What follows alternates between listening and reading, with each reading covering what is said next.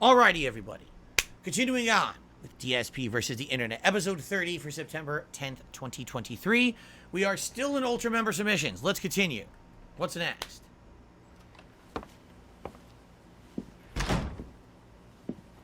Hey, man. Tracy. Yo.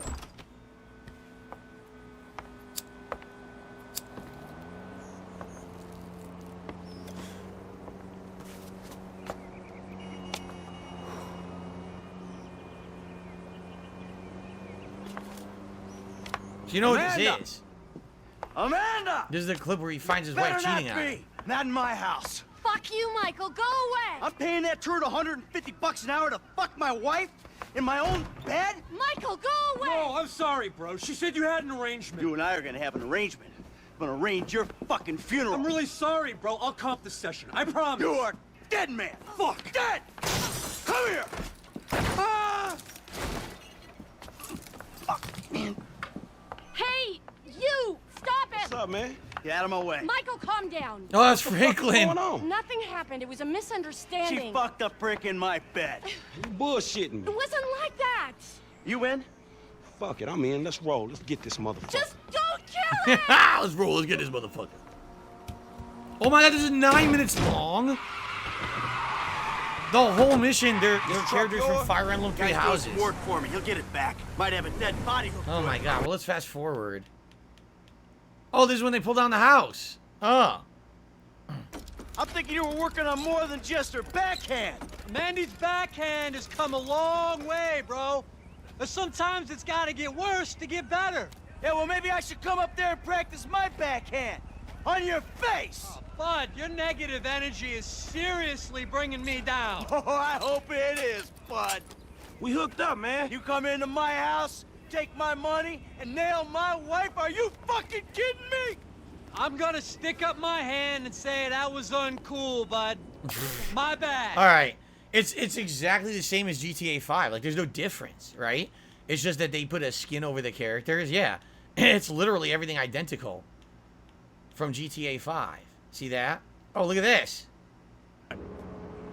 I know who you are. I know where you live. Who are you? I'm Franklin. License.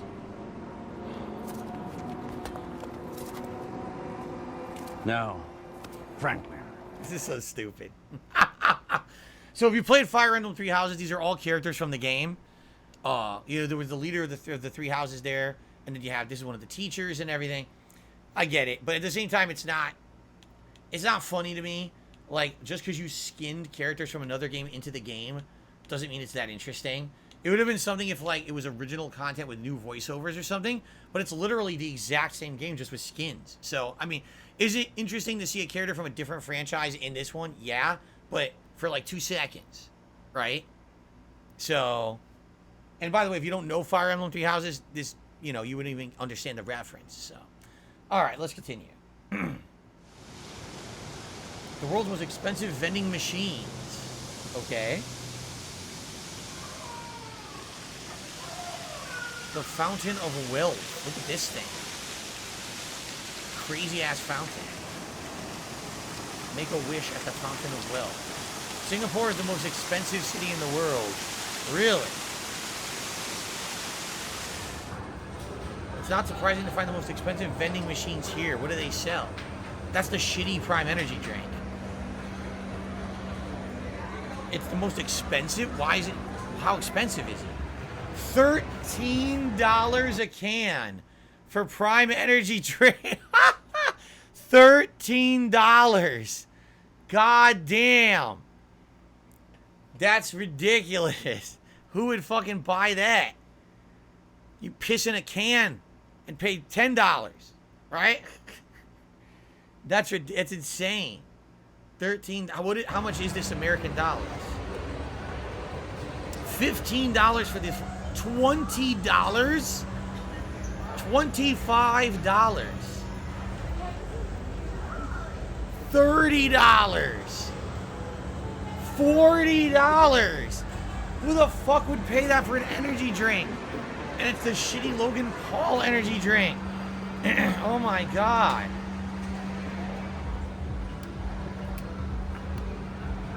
Why would you buy it? No. You're part of the problem. Let's watch a different vending machine. It's just, I'm not going to watch you drink this shit. It's terrible.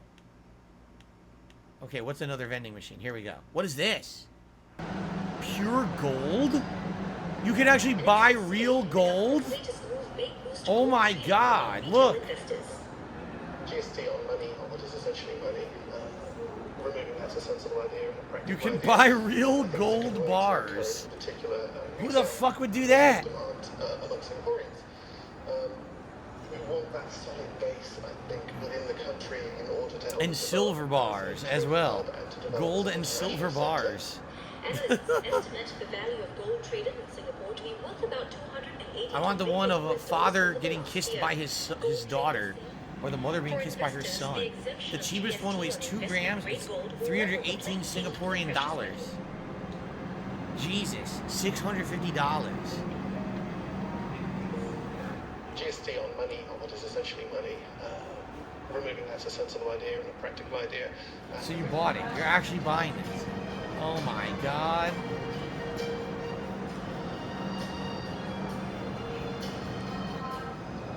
We gotta see how this thing comes out. How does a gold bar come out of a vending machine and not get damaged? Isn't it gonna bang around? Hopefully it's in like bubble wrap or something. It was too expensive. My card got rejected. You didn't have the money. You can't buy it. What are you doing?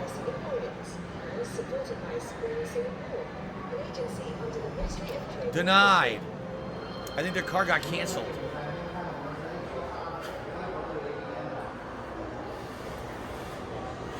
All right.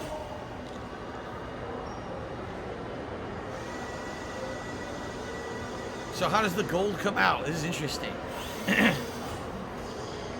Look at the guy there. Spend all your money on this gold coin, stupid. Look at this, it blinks blue. So wait, that's it? That's seriously it? Oh my god. $479.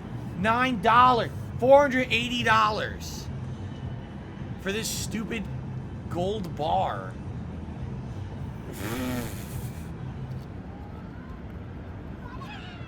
Oh my god, it's tiny. Dude, it's like microscopic. Are you kidding me? Look at that. Yo, it's so small. $480.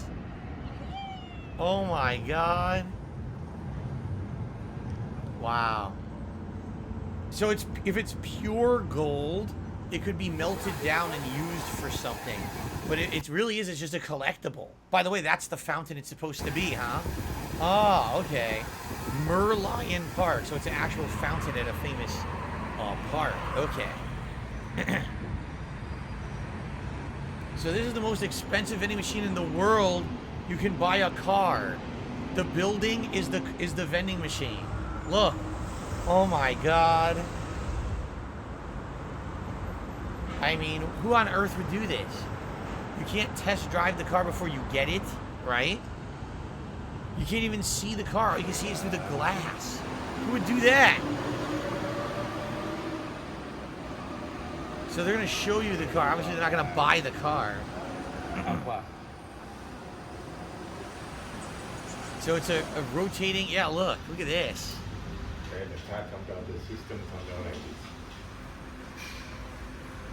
This is a hell of a system. Would I buy a car from a vending machine? Of course not. I mean, even if I was filthy rich, don't you want to see the car, feel the car, test drive the car before you buy the car? Why would you want to just get a car out of a machine, right? That's stupid.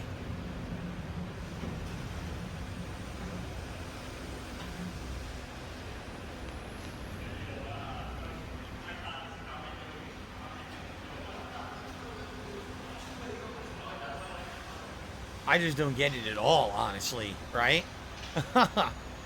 Someone says there's one in Las Vegas. Is that true? I would believe that there'd be one in Las Vegas. Battleduck says, and these are luxury cars, not average consumer cars. Exactly right. A luxury car. Do you not want to see it? Do you not want to test drive it? Do you not want to have that experience before you drop that amount of money? Why would you want to buy it out of a machine? That's wild. What kind of car is that? I don't even know. What is that? It's weird looking. It's an Alfa Romeo 4C Coupe 1.8T. Whatever the hell that even means. $197,000 USD. So all you get to do is see it. They're not going to let them touch it. See that? So you can't even test drive it. You're just told, you buy it or not. It goes back in. That's it. Huh. That's wild, man. Is that it? Oh, that's it. That's wild. All right. The Prime drinks, first of all, insanely overpriced. Why anyone would buy that is that you got to be an idiot to spend that much money on an energy drink. It's the same as any other fucking energy drink. There's no reason to be paying that much money for an energy drink. The gold bar, out of all the things we just saw, the gold bar makes the most sense because it's gold. Gold can be melted down. It can be sold on whole for a value for what it is, for its raw resource. I'm sure you probably paid a premium to have it molded into that design, right? So if anything, that's more like a collector's item. You got it during your vacation to Singapore. This is just fucking stupid. This is like, you got to be atrociously dumb to buy a vending machine car. I'm sorry. Like, I can't imagine someone in their right mind doing that. Brought to you by Raycon. Stay tuned till the end for more information. What is this? Fruit of the Loom. Okay. Fruit of the Loom is an American clothing manufacturer most well known for selling underwear. Right, Most I remember people those ads. recognize the brand for their colorful logo, which has nothing to do with underwear. In the middle is a big red apple, surrounded by 3 different colored grapes and dark green leaves. I remember this. When I was a kid, I used to wear Fruit of the Loom tighty whities. Like actual, like, what do they call them? Not underpants, but, full-on underpants. Yeah, I used to wear those when I was a kid. To official sources, that's all there is to the Fruit of the Loom. So here's all the different versions of the logo over the years. It actually doesn't change that much. If you take a look, it's pretty much stayed the same. It's that apple with grapes around it. They added some leaves. It looks like they had leaves. They took them away. Then they added them again. Right? And so the colors have changed, but it's pretty much been the same logo the entirety of the time. Yeah, it has been. Okay. Logo. But many people will claim that this version is missing something. No, isn't. One of the strangest topics of obscure online lore is the discrepancy over whether the Fruit of the Loom logo ever contained a cornucopia. Isn't there a logo for something else that has the cornucopia behind it? And people are confusing the two? I think there's a logo without all that fruit, but it's like an apple with a cornucopia, right? Is that not correct? That there is an actual logo that has that, but it's not Fruit of the Loom.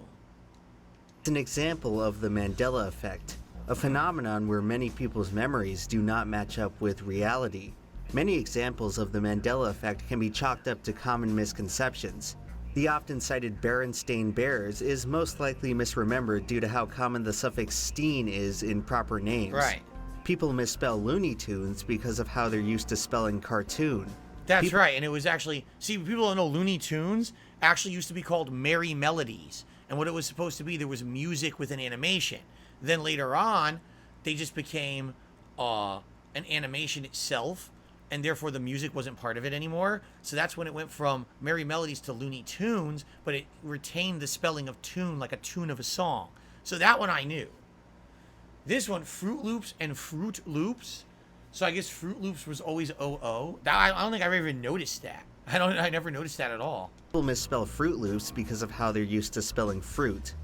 A lot of these erroneous memories are created out of a company stylizing a certain word in a logo. Stuff was always with the one F. Yeah, stuff always had one F. Yeah, I remember that. Brains auto-correcting it to a more conventional version. Anyone who has ever studied for a history exam can tell you that we can't always count on our memory. We utilize a combination of schemas and heuristics to efficiently process information. These cognitive techniques give us speed at the cost of accuracy. They allow us to read scrambled words like these, but sometimes they cause us to miss information hiding in plain sight. I love Paris in the springtime. Look at that. Oh, that's neat, actually, because I read it fast and I didn't see that. Yep. On my Dale Earnhardt video, I missed this typo despite reviewing it nearly 100 times in editing. Sometimes our minds play tricks on us and we see things that aren't really there. This is the construct. Most psychologists believe that memory is a reconstructive process. We recall information not through identical snapshots of events, but by piecing together a scene through a series of key details. Reconstruction prevents memories from being 100% faithful to reality. Good deal. No one can pay attention to all the minutiae of an event, so beyond a certain point of specificity, certain details will be left out, rendering our memories forever incomplete. In addition to this, reconstruction may be Actual accident, misremembered accident. In 1974, Elizabeth Loftus and John Palmer asked people to watch a video of a minor car accident. The participants were then asked how fast were the cars going when they hit each other. Those who were asked when the cars smashed into each other reported higher speeds and remembered broken glass that wasn't there. Wow, interesting. This is fascinating, actually. Influenced by several other cognitive processes, resulting in distortions. Sometimes people may reconstruct a single memory out of multiple separate but similar events. This is likely the reason behind some people remembering the mythical Sinbad genie movie Shazam. I don't remember that at all. I don't remember there being a Sinbad genie movie. I know though that Shazam was the Shaq, Shaquille O'Neal. I don't remember a Sinbad movie at all. In 1996, Right. Shaq starred in a movie called Kazam, 2 years Kazam. after a Sinbad TV airing in which he dressed like a genie. The lost Sinbad movie was simply the result of people conflating these similar events.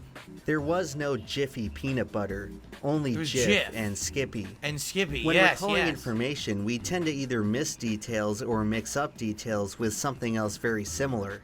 What is far more unusual is recalling a unique detail that supposedly never existed. The fruit of the loom discrepancy implies that numerous people are falsely inserting an extraneous object into their recollection of the logo. This isn't the same as people misremembering a monocle on the Monopoly Man. Caricatures of wealthy aristocrats are often depicted with a top hat and monocle, so it's entirely plausible Right, that Mr. people Peanut. would project the image of a monocle onto their memories of Mr. Monopoly. Ultimately, the error is nothing more than adding a small circle and line to a monochromatic drawing.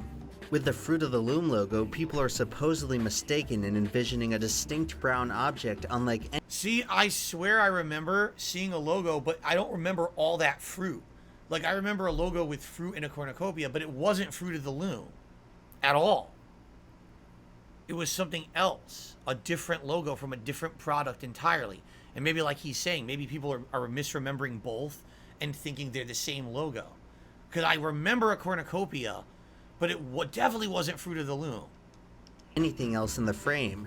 A cornucopia, also known as a horn of plenty, is yep. not exactly a common object. Wordcount.org ranks the term. We think about it around Thanksgiving because it actually is a symbol from Thanksgiving. Maybe it was a product that people use around Thanksgiving that I'm thinking of. Cornucopia around the 42,000th most common word in the English language. I'd imagine that for most of you watching, it's a word that only crosses your mind maybe once per year. Right. Even on the rare occasion that someone does encounter the term, its most common present-day use is the figurative sense, meaning abundance. Okay, hold on.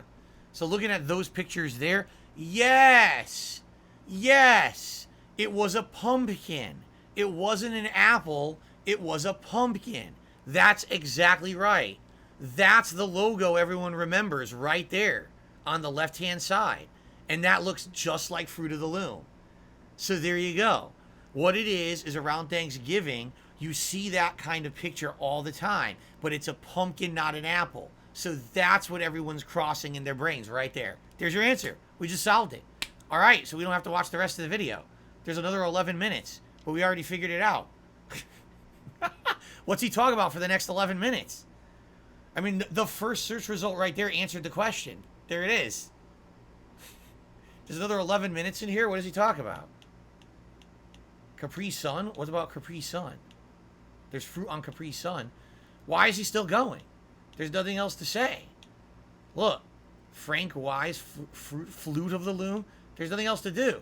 We already solved it. We can go to the next video. All right, let's go to the next video. Well, I have just one more. This has to do with the Ford Pinto. I'm not sure if you're aware of the recent revelations that have come out about the production of that car. Ford produced it knowing full well that in any rear-end collision, the gas tank would blow up because they had failed to install a $13 plastic block in front of the gas tank. And Ford estimated in an internal memo that that would cost about 200 lives a year. And they estimated further that the cost of each life would be $200,000. They multiplied and they found that the cost of installing those blocks in each of the cars would be more than the cost of saving those 200 lives. And over the past 7 years, the car has been produced and over 1,000 lives have been lost. It seems to me that Ford did what would be the right thing according to your policy. And yet that seems to me to be very wrong. Well, Milton Friedman puts a young Michael Moore in his place. So this is Michael Moore, the documentarian. Interesting. I did not know that's who this is. Michael Moore always covered conspiracies like this. Remember his Bowling for Columbine, where it covered how the guns manufacturers basically were responsible for Columbine's school massacre in the late 90s. That was his theory in the movie. He also did Fahrenheit 9/11, covering how 9/11 happened and stuff like that. In the case of the Ford Pinto, this was a car, a meme before a meme, okay? Where basically the meme was Pintos were known for blowing up.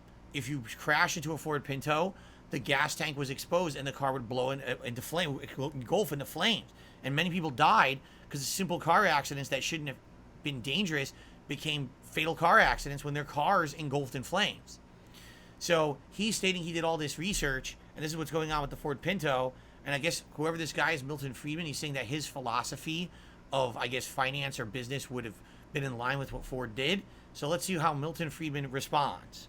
let me ask you, let's suppose it would have cost $1 billion per person. Should Ford have put them in nonetheless? You But see, it you're wasn't really a only, question of you know that. that It you're was a really question only of arguing about $13 price. each. You're not arguing about principle. No. Because you Principles cannot, nobody can take the principle. Nobody can accept the principle that an infinite value should be put on an individual life. Because in order to get the money involved, in order to get the resources involved, it's not money. In order to get the resources, they have to come from somewhere. And you want the policy which maximizes the situation overall. You cannot accept a situation that 1 million people should starve in order to provide one person with a car that is completely safe. That's absolutely right. Right, and Advantages therefore you're have- not arguing anything about principle. You're just arguing whether Ford used $200,000 was the right number or not. No, I'm not arguing Suppose that it were at all. $200 million. No. Suppose it were $200 million. What should Ford have done? $200 million for what? Suppose it would have cost $200 million per life saved. Should Ford still have spent that $200 million? You mean per... That's not the question.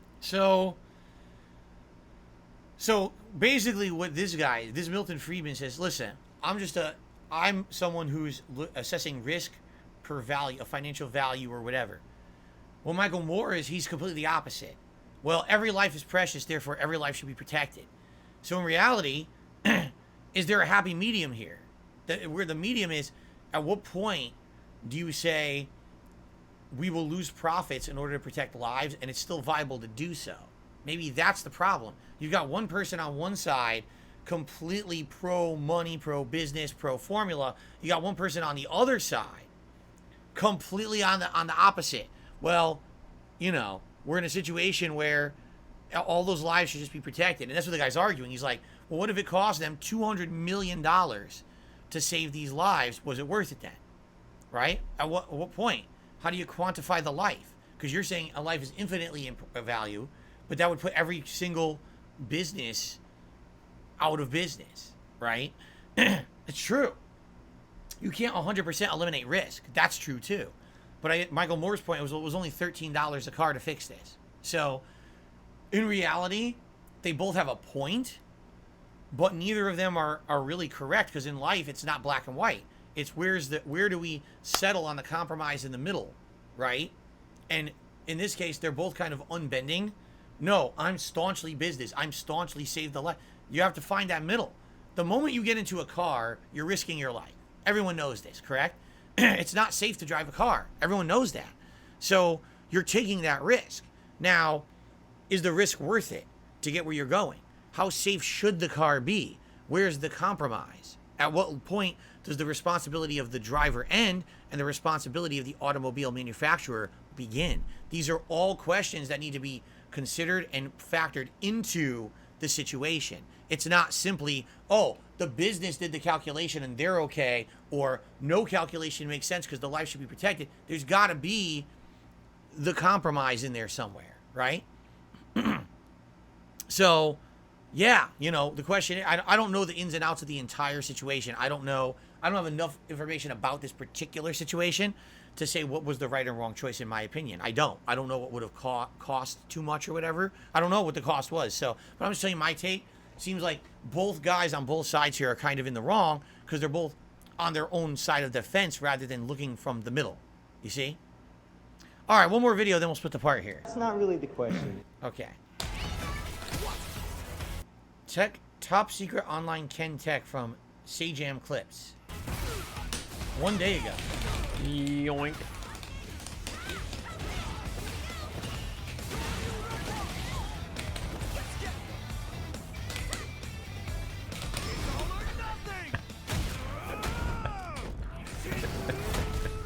That Hail Mary.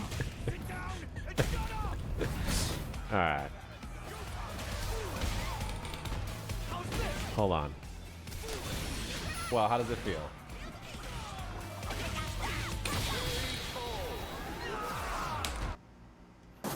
What happened? I don't get it. I think I completely missed the point of the clip. Right? Does anyone know what that was?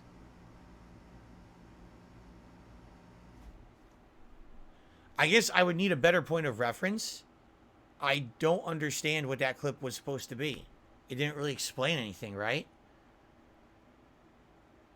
Well, if we can get more of elaboration later, maybe I am confused. I'll watch one more because this is only a minute. Excuse me, where you going? I'm going to my car. Oh, okay, where that's at? The parking garage, what you mean? What's up? I was just trying to ask if you knew where the nearest McDonald's, because I'm not from this side of town. Me either. You got, where your phone at? Your phone? Why you asking where my shit at? Don't worry about where my shit at. You just asked me where McDonald's at. What the fuck know, but I'm asking you, so you need to figure this out. Hurry up, I'm on the time limit. I gotta go. What the fuck? I'm not about to look nowhere. What is this, a little vape? What is that? What the fuck you touching my shit for? Because I can't. Where the nearest McDonald's at? Move. I'm gonna show you what the fuck I got. Why the fuck is you hitting? Is you trying to get smacked? What's up? You trying to get smacked? What's up? Is you trying to get stabbed? She got a knife. Chill out. We talking about honey snakes. We talking about honey snakes. Calm down. Damn. My car this way. Leo head ass. What the fuck was that? What are we watching? What was that? That's a 12 million view video. What the fuck was that? Was it a prank? I don't even know what it was. All right, can you do us all a favor? I mean, honestly, do us all a favor. Don't submit trash. What the fuck was that? I don't even know what I watched. Was that real life? Was that a prank? Was that staged? Was it supposed to mean something? It was a waste of my time. I don't know what the fuck I just saw, right? It wasn't funny. It wasn't entertaining. It had no point. What was it? 12 million views. Well, go watch it. Not on my channel, because I don't know what the fuck that was. That was a waste of everyone's time, is what that was. All right. Continuing on. Wow. Thank you all for watching DSP versus the Internet.